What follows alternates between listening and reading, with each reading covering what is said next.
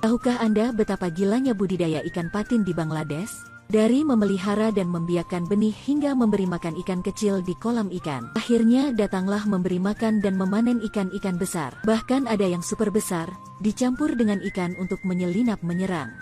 Betapa gilanya gambar itu. Ini adalah peternakan Pangasius di Bangladesh. Karena hidangan patin yang kaya, pertumbuhan yang cepat, siklus pertanian yang pendek.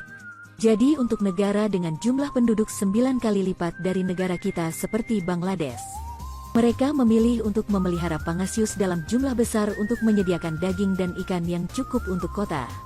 Dan jenis baby fish ini memiliki warna rose gold. Setelah ditebar, ada tingkat kelangsungan hidup yang tinggi, makan aktif, dan penambahan berat badan yang cepat. Nelayan lokal akan sering memelihara benih sendiri di kolam. Di dalam kolam ikan banyak terdapat plankton yang bisa dijadikan makanan untuk buraya. Pelet terbuat dari tepung ikan dan tepung yang dicampur menjadi satu. Makan selama sekitar 20 hari, Pangasius bisa mencapai panjang 5 cm. Selain itu, ada peternak ikan patin lokal. Mereka menggunakan kolam semen untuk budidaya ikan terkonsentrasi dan kemudian menjualnya kepada nelayan yang memelihara ikan patin. Ketika benih sudah sekitar 50-60 gram, mereka akan dimasukkan ke dalam kolam ikan untuk bertelur.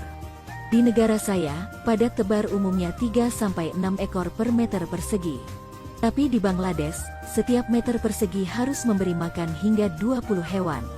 Melihat kepadatan ini benar-benar takut para nelayan beternak patin. Menuruni lingkaran seharusnya hanya menyisakan kerangka.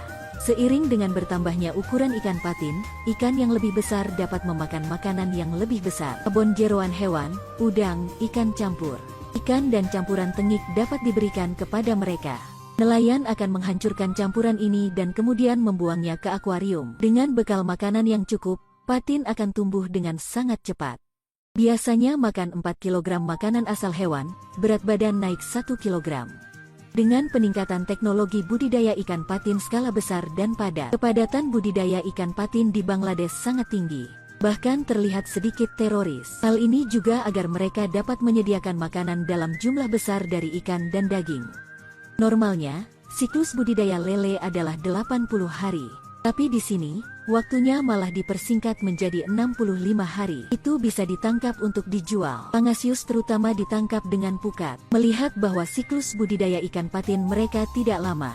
Tapi Pangasius mereka semua besar. Berat rata-rata setiap hewan dapat mencapai 1,5 hingga 3 kg.